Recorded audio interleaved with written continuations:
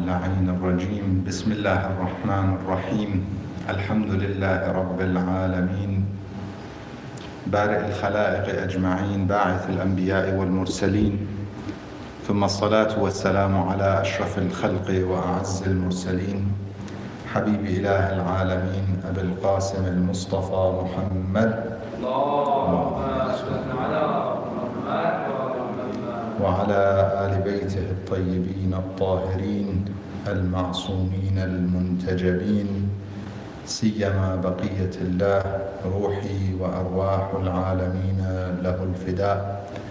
قال الله الحكيم في محكم كتابه الكريم بسم الله الرحمن الرحيم يا أيها الذين آمنوا كتب عليكم الصيام كما كتب على الذين من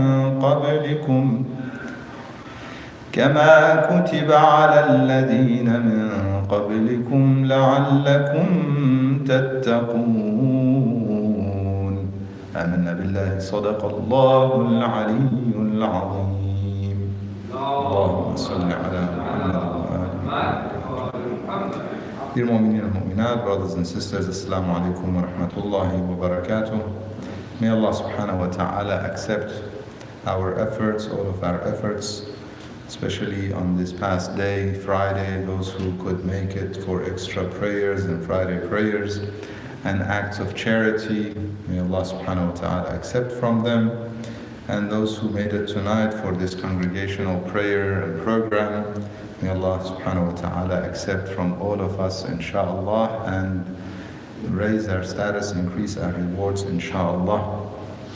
Discussion that we started last week and inshallah will continue this week as we approach the holy month of Ramadan is about the holy month and how we should all be preparing for the month of Ramadan, making sure our pantries and fridges, no, I didn't mean that, didn't say that, did I?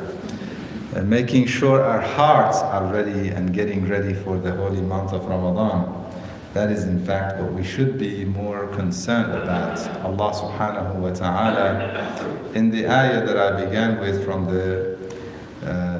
in Surah Al-Baqarah in the Holy Quran, ayah 183 of Surah Al-Baqarah, Allah subhanahu wa ta'ala tells us the purpose of fasting. Why did He make mandatory or prescribe fasting for us? He doesn't say so that you can lose weight or you can gain weight or you can get healthier, although all of these things are possible. You know, if you fast properly, you get healthier.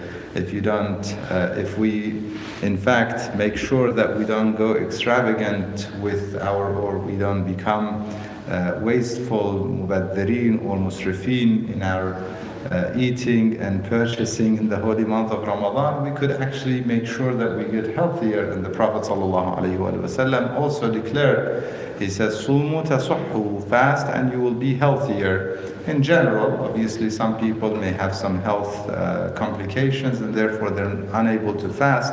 But generally speaking, fasting is healthier for people. In fact, today, nutritionists and in fact health professionals, they recommend certain types of fasting, you know, intermittent fasting or other types that they may suggest.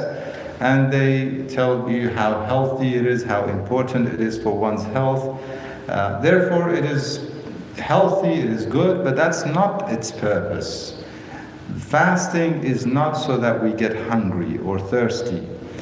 There's a hadith from Rasulullah, or numerous hadith in fact from Rasulullah sallallahu alaihi wasallam, in which he tells us that our fasting should not be limited to hunger and thirst. Make sure that your fasting is not limited to hunger and thirst, though those may be beneficial, but that's not the purpose of fasting. Allah subhanahu wa ta'ala declares it in ayah 183, although some suggest this ayah was referring to fasting before the prescription of the holy month of Ramadan, and it was about other days that were mandatory until later on the ayah came and declared the holy month of Ramadan to be the fasting period for Muslims. Nonetheless, the purpose of fasting in that ayah كتب عليكم الصيام كما كتب على الذين من قبلكم. The purpose of fasting in that particular ayah in the Holy Quran is declared to be taqwa. لَعَلَّكُمْ تَتَّقُونَ. And taqwa resides in the heart. Taqwa is not the appearance. Taqwa is not the action. Although our taqwa reflects itself in appearance or action at times, but taqwa is what's in the heart. Taqwa is the motive. Taqwa is the drive. Taqwa is what actually is how we are in our hearts and minds as we're about to say something and do something, in terms of being conscious of our duty to Allah subhanahu wa ta'ala, His presence, and the fact that He watches over us. أَلَمْ يَعْلَمْ بِأَنَّ اللَّهَ يَرَى. Therefore, it is important to have khashya. And that is not necessarily the typical khashya as we have from somebody in this world in terms of fear. Taqwa being, God, as if God is about to do something harmful to us and we have to guard from Him. That translation is very poor and very, in fact, inadequate, I would say. It is way far from the merciful God that He introduces Himself to us. Rather, taqwa here is about being conscious of our duty to Him, so that we fulfill our duty because it is ultimately good for us, not for Allah subhanahu wa ta'ala. Whether we fast or don't, it is not going to benefit God. Whether we commit sins, وَالْعِيَاذُ بِاللَّهِ, we seek refuge to God from being in a sinful status. Whether we sin or we don't, disobey or we don't, all of this is not going to harm or benefit God. He is Al-Ghani, Al-Ghina Al-Mutlaq we call it. Absolute needless and unaffected. He is As-Samad, if we understand the term As-Samad. He is completely independent and unaffected by His creatures, by us. Therefore, our prayers are not benefiting Him and our sins are not harming Him. Why does He want us to have taqwa? Essentially, it is good for us. Just like, and this is the beauty of the month of Ramadan and fasting, just like fasting on a physical level has its physical benefits for us, fasting on a spiritual level has its spiritual benefits for us. Just like if we abstain from eating and drinking for this extended period of time, makes us healthier, gets the body in a better state in terms of purification and detoxification. A lot of good is happening within our body when we do fast. And on top of that, it is actually helping the mind become more alert. And there are numerous studies that suggest that if you're, in fact, it's a common thing. If you stuff yourself, if you overeat, what's going to happen? Naturally, you're going to get tired. You feel sleepy. Body temperature changes, and therefore, when you're not, we are more focused on not just on the physical level that body is, has the chance to recoup and detoxify itself, clean itself. All of that is happening, but also the mind has a better chance of working properly. That's on a mental level. All of that is happening on a physical and mental level if we do the physical fasting, abstaining from food and drink. It has all of its benefits. Now we come to the spiritual level. If we want to make sure that we're benefiting spiritually from our fasting, we cannot limit our fasting to abstination of food and drinking. If that's what it is, all what we're going to benefit is on a physical and perhaps mental level, even psychological level. It has all of its benefits, don't get me wrong. But that is what it's going to be limited to, and it's not taqwa. Taqwa has God and at the center of our heart and mind should be God, and that is taqwa, consciousness of God. Taqwa resides in the hearts. Allah subhanahu wa ta'ala says, فَإِنَّهَا مِن تَقْوَى الْقُلُوبِ. when he speaks of taqwa in the Holy Quran, he tells us it's the heart. Taqwa of the heart. And Allah subhanahu wa ta'ala does not accept يَوْمَ لَا يَنْفَعُ مَالٌ وَلَا بَنُونَ, neither your children nor your wealth will benefit you on the Day of Judgment. The only thing that will benefit you is what? إِلَّا مَنْ أَتَى اللَّهَ بِقَلْبٍ سَلِيمٍ, except those who come to their Lord on the Day of Judgment with a good heart, with a pure heart. Salim meaning free from diseases, all sorts of diseases of the heart. So we come back to the purpose of fasting according to the Holy Quran. It is to purify the heart. We purify the body with abstination of food and drinking. We purify the heart with what? This is where we need to, in fact, work on abstination from any kind of disobedience and sins. This is what it's all about. This is why when Amirul Mu'mineen alayhi salam, Imam Ali alayhi salam, after the khutbah, the famous khutbah of al-khutbah al-Sha'baniyah from Rasulullah sallallahu alayhi wa sallam, he asked him, Ya Rasulullah, ma afdalu? What is the best thing that one should do in the month of Ramadan? What is the best thing? And some of you may think it's recitation of the Holy Quran, Khatm. Yeah, beautiful, Khatm. It is Rabi'ul Quran. It is the spring of the Holy Quran. Therefore, we should be reciting Quran, but again and again I say it, Mu'mineen and Mu'minat, with reflection, recitation. Without reflection, pointless. But that's not the best. Quran is very important in the month of Ramadan. It's not the best. The prayers, extra prayers, night prayers, tahajjud, beautiful, but that's not the best. You may think it might be acts of charity, yeah, giving, feeding others. Beautiful. One of the most recommended acts in the month of Ramadan is to actually feed those who are fasting. Iftar as-Sa'im. Now, some mu'mineen and mu'minat, and I want to mention this on the side note, as they say. Some believers, they think, but we're feeding people who can afford food.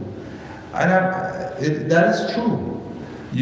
A lot of the people around you can afford food. Maybe some find it difficult. Keep that in mind. Maybe some don't have a family and therefore they find their family in our community centers, Islamic centers, and they can sit and have iftar with us collectively. That is also very beneficial. However, the hadith and all the emphasis in the ahadith on iftar as-sa'im are not about just feeding the poor. It's about feeding the one who's fasting. It's about coming together and eating and feeding and feeling generous and to feel like giving and sharing the things that you like with those mu'mineen and mu'minat. This is the spirit of the month of Ramadan. For, in fact, since the prescription or the revelation of the ayah about the fasting of the month of Ramadan, until now, this has been growing year after year, where people come together and eat together, break their fast together, to the point that nowadays you'll find that Muslims and non-Muslims have iftar feasts and get together and eating, breaking their fast. Some non-Muslims, they actually fast just to try this act at least a day in the month, and they come and break their fast with Muslims. And it is a beautiful thing in general, and feeding the one who's fasting is very rewarding. And if one is able to feed the fasting who is also needy, is even better. So one does not nullify the other. If you have to choose between feeding those who are needy and feeding those who are not needy, perhaps the other may be more significant. The needy may be more significant. No, this is obvious. However, in many cases, people don't have to choose. You just have to be a little more generous in the month of Ramadan and do both. Feed the community, feed your community, come together with them, have iftar with them, as well as feeding the needy if you can access certain other parts of the world, or wherever it may be, to feed those who are needy. But that is not the best action according to this sermon from Rasulullah sallallahu alaihi wasallam. So what is the best action? He says, al-wara' an maharimillah. To be cautious, not to go near. And this wara is very difficult to translate. Some terms in Arabic are very difficult. Like, I often tell people, taqwa. They go fear God. That's not correct. God against God. We need a shield now against God. That is definitely not correct. Okay, so those translations are very, very poor. It's like literal translation without the realization of what the term is and how it was used in Islam. There are certain terms that may have a meaning in the Arabic language. However, in the Quranic use, it's different. The meaning is different. A simple term and the most famous term is salat. Salat in Arabic means actual prayers, meaning dua, to call upon God. That is what salat is. So for instance, if you look at Christian Arabs, okay, if they say salat, they don't refer to our daily prayers of the ruku and sujood and so on. That's not what they're referring to. They say someone is doing salat, they refer to someone who's talking to God, doing some sort of supplication. However, in Islamic terminology, the term is no longer used for dua. Dua is one, and salat is the actual daily prayers with that format of takbiratul ihram and the qiyam and ruku' and sujood, this whole format of salat. This is a term that is used in Islam different to what it originally used to mean. Similar but a little different, a specific meaning. Similarly, many terms in the Holy Quran and in the Islamic terminology, when we use them, they're slightly different. So when it comes to taqwa, Allah subhanahu wa ta'ala is not saying so that you can fear me. I ask you to pray, to fast, لَعَلَّكُمْ تَتَّقُونَ, so that you can guard against God. That's not what it means for sure. So what does it say? It is saying so that your heart is awakened, so that you're not in a slumber. You're not asleep and absent-minded of God and His presence and His, in fact, mercy that He wants to give you. He wants to give us that extra mercy. أيها الناس قد أقبل إنه قد أقبل إليكم شهر الله. It's coming to you, the month of God. The Prophet starts the sermon with what? بالبركة والرحمة والمغفرة. It comes with mercy, it comes with forgiveness, it comes with blessings. The month is coming to you. God wants to offer His special mercy, extra mercy, to all the believers, to the people, to those whom He created out of His love and mercy. This is what the month of Ramadan is all about, to offer that extra blessings from God. And therefore, when it comes to taqwa, it's basically telling us, wake up and get some of those. Don't be asleep and miss out on it. It's a special table spread. I have shared it with mu'mineen and mu'minat many times. Allah subhanahu wa ta'ala invites us to the month of Ramadan. Yes? If you invite somebody, do you starve them? You invite somebody to your house and you say to them, you're my guest, but I'm going to starve you. Obviously you would think there's something wrong with this person. Yeah? They invite you and then they starve you. Allah subhanahu wa ta'ala is inviting us to a special, in fact, table spread, to a special meal in the month of Ramadan. We are His guests, ضيوف الرحمن, the guests of the Merciful One.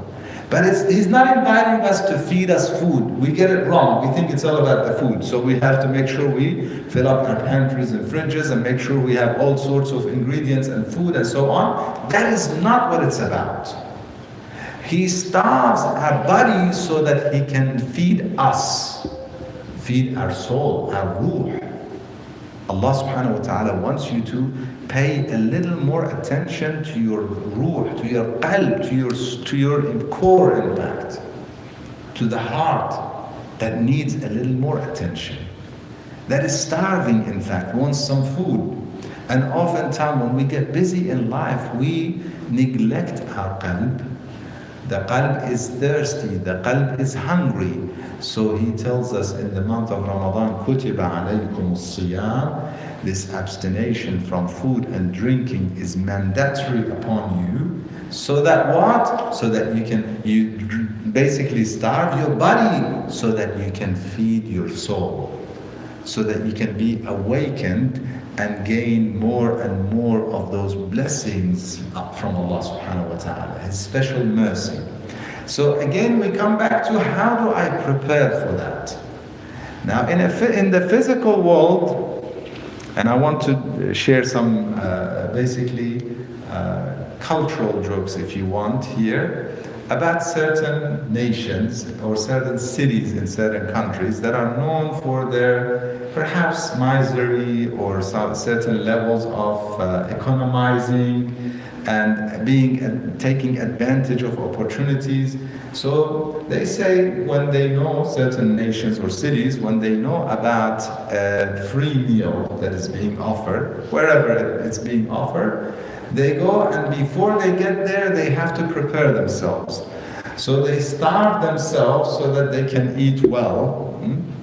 They make sure they starve before, there's free food, so they have to starve themselves in order to eat the most free food.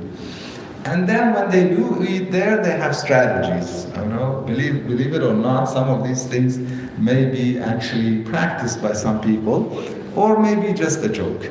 So they have strategies, where to sit when you sit at the meal, and how to in fact behave in order to be able to move around, stand up, and open up more space so that you can eat more. Avoid drinking water during your meal so that you can eat the most of the actual food, and so on. All of these strategies that they have. Now this is in preparation to a meal that somebody invites you to. I know many of you might find this as something that you would not, perhaps get yourself involved in. Could be because, alhamdulillah, we are well generally. We don't have,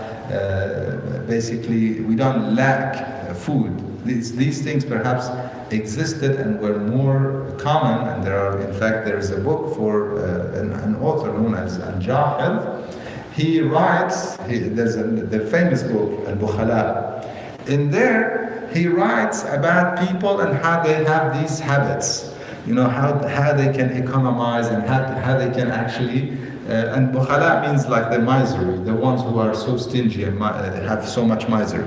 The reason he writes it is because there was a culture of that kind of people, how they reuse things and how these people obviously, due to their perhaps difficulties in their time, and food was scarce. There were difficulty in getting decent food. Meat was scarce. Many of you may not realize, especially the youth, they don't know how it worked maybe 20 or 30 years ago, where meat was maybe once a week, once every couple of weeks.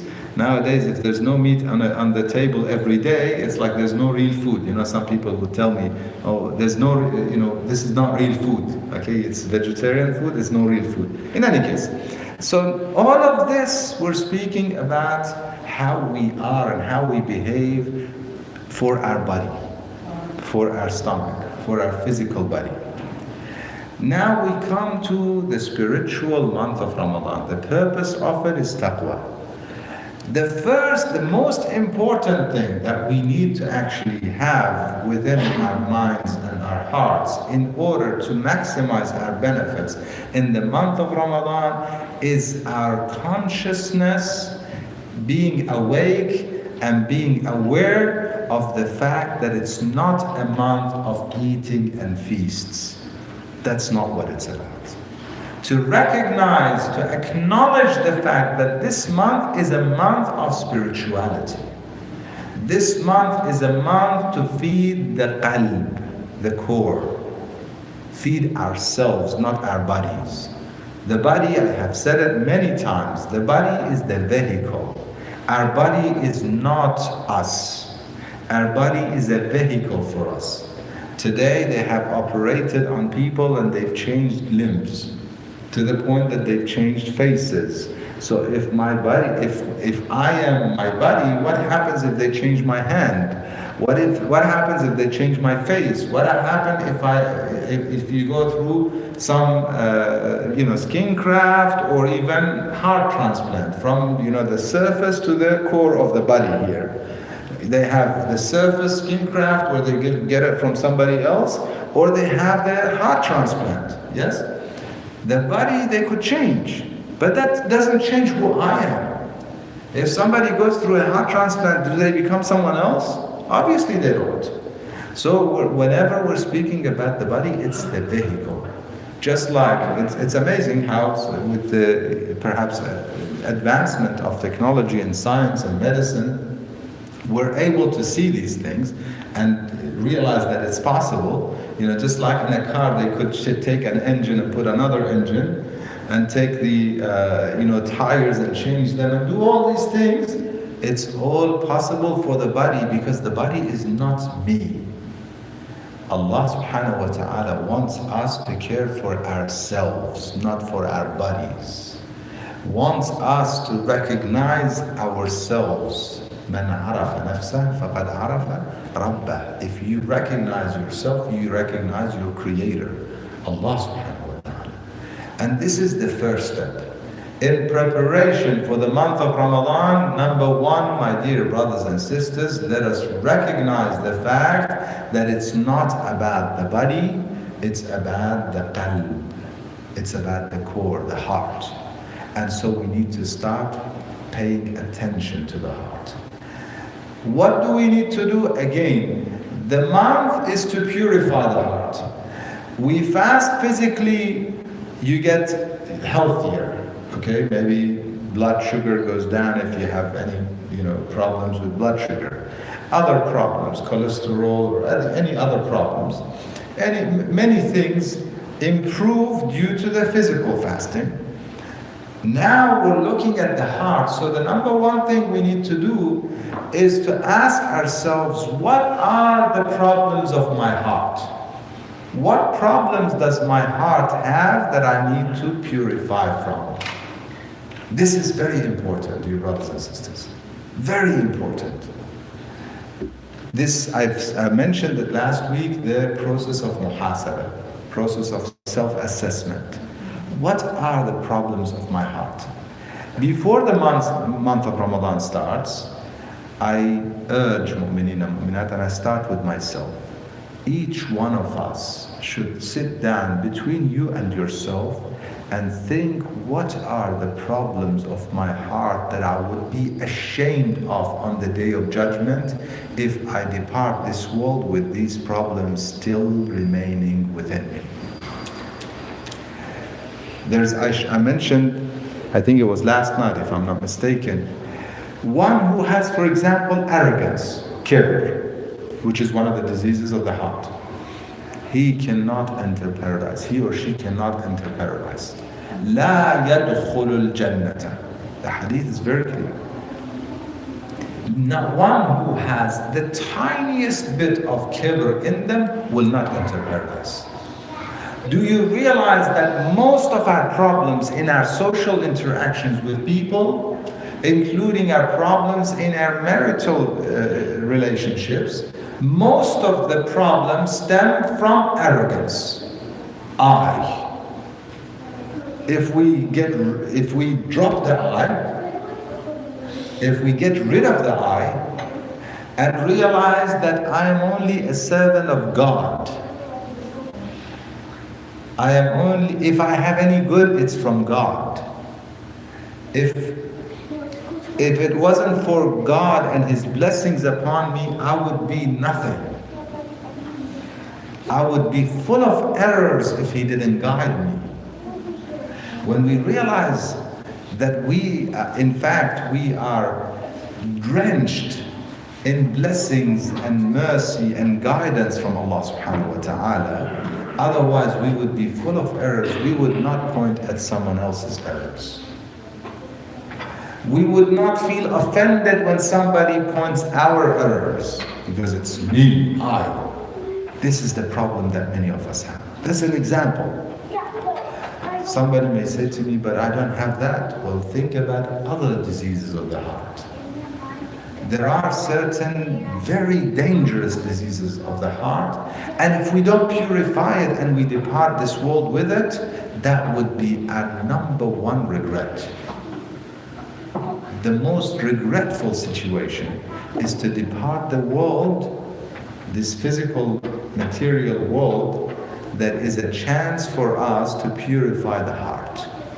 A chance for us to go with our nafs from the lowest levels of nafs to the highest, to the nafsul mutma'inna, to the radiyatan mardiyya, to those levels.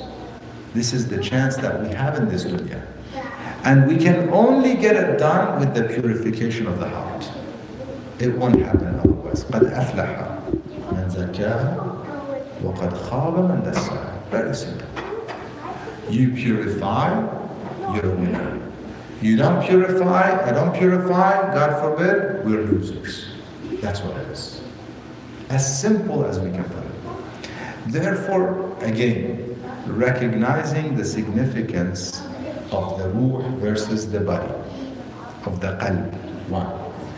Two, looking at the diseases of the qalb that we need to purify from. It could be jealousy. One of the, in fact, very, very dangerous diseases of the heart is jealousy. And jealousy has within it a level of disbelief, kufr, or shirk billah. Meaning what? If we do not realize that God is the one who distributed His blessings amongst the people, and we question why somebody has and I don't have, what am I doing? I'm denying the presence of God, the qismah. Or in the dua Qumail, what do we say? بِقِسْمِكَ رَاضِيًا قَانِعًا وَفِي جَمِيعِ الْأَحْوَالِ مُتَوَاضِعًا. Make me pleased with whatever you have given as in distribution. Qism or qasm, depends on how you read the term, is about distribution.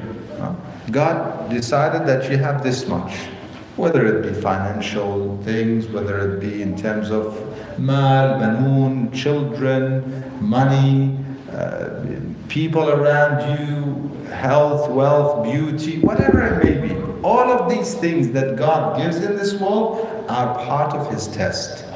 It is not a privilege for anybody, or it is not forsaking anyone. If you don't get it, it's not because God forgot about you and gave the other. And if you get it, it's not because you have something special that God saw in you. And it is His test. That is what it is. And if we realize it, we do not look at others in the material things. If you want to look at others and compete with others, with what? With taqwa. Allah subhanahu wa ta'ala tells us, compete. وَفِي ذَلِكَ فَلْيَتَنَافَسِ الْمُتَنَافِسُونَ. Let those who want to compete, compete. In what? In good deeds. In things for akhirah. If you want to feel competitive, have this competitive nature with others, let it be for the hereafter, for spiritual things, for things that you do for the sake of God. If somebody does something, and not to show off, not to compete so that here I feel better about it. No, because I really want to be closer to Allah subhanahu wa ta'ala. It's a competition for the hereafter, for closeness and qurb ila Allah. That's what it should be, not for worldly things. So again, another disease, jealousy, for example. Disease of ill feelings and hatred. Today in Jum'ah, in Salat al-Jum'ah, I shared in the sermons one of the beautiful ahadith from Imam Rida alayhi salam. Imam Rida alayhi salam, speaking to one of his companions, in fact it was the last Friday of the month of Ramadan, he says this is the month of Sha'ban, the last Friday of the month of Sha'ban, as the month of Ramadan is approaching. So it was the last Friday. He said to him, this is the last Friday of the month, and therefore try and make up for what you missed out on. Eventually, in part of that, the hadith from the Imam sallallahu alaihi, he says that make sure before you enter the month of Ramadan, you need to do a few things. One of them is that you clear your account with God. So if you are into any sinful activity or habits, you need to seek forgiveness. وَتُبْ إِلَى اللَّهِ مِنْ ذُنُوبِكَ. Not only ask Him to forgive you, but seek the real and sincere return, tawbatan nasuha, that you don't want to go back to that area, the area of sinfulness, the area of disobedience. You want to go towards God, a U-turn, and go towards purity, purification, beauty. That is one. The other one, he says, make sure you clear your heart from any ill feelings towards others. If you want to enter the month of Ramadan clean and pure and gain the benefits of the month of Ramadan and the special mercy and blessings from God in the month of Ramadan, we need to make sure we clear our accounts here. If you owe people money or owe them something that you can't return it to them, they require it and you can return it to them before the month. If you have what's even easier but more difficult, it's much easier if you owe somebody something material-wise, monetary things. It is generally more difficult to give for people from their pocket than give from their heart. Yet generally, or it may seem on the surface, you would think, okay, what does it take to forgive someone? To give someone, it takes quite a bit of an effort, yeah? But to forgive someone, it doesn't take much. The Imam says you want to enter the month of Ramadan and be a real guest of the Rahman, the merciful God, you need to have that mercy and forgiveness towards people. Forgive the people. Because holding into grudges, holding into any kind of ill feelings towards people is actually a disease of the heart. It burns into the heart. And it doesn't allow us to reach the highest levels of mercy from Allah subhanahu wa ta'ala. No matter what the circumstances may be, one should purify their hearts from ill feelings. Empty it. That is another disease. So think about, and I don't want to keep you much longer, let us all, every one of us, let us think about the things that we have within ourselves, in our hearts, that we would not be proud of on the Day of Judgment. And you know how you can assess that? This is my last word. A very simple assessment. You with me? How do I know what I will not be proud of on the Day of Judgment? In Dua or Munajat al-Sha'baniyya, there's a line, beautiful, very beautiful line. The Imam teaches us about the concealment or the sattar al-uyub. One of the beautiful names of God is that He hides our errors. And He doesn't show it in this world to even righteous people. Although righteous people would not expose you and would not point the finger at you, but even then He hides from them. But you know what happens on the Day of Judgment? On the Day of Judgment, unless we deserve that sattar from Allah subhanahu wa ta'ala and the shade from Him, يَوْمَ لَا ظِلَّ إِلَّا ظِلُّكَ, on that day, everything gets exposed. يَوْمَ تُبْلَى السَّرَائِرُ. All the secrets are exposed. People will know.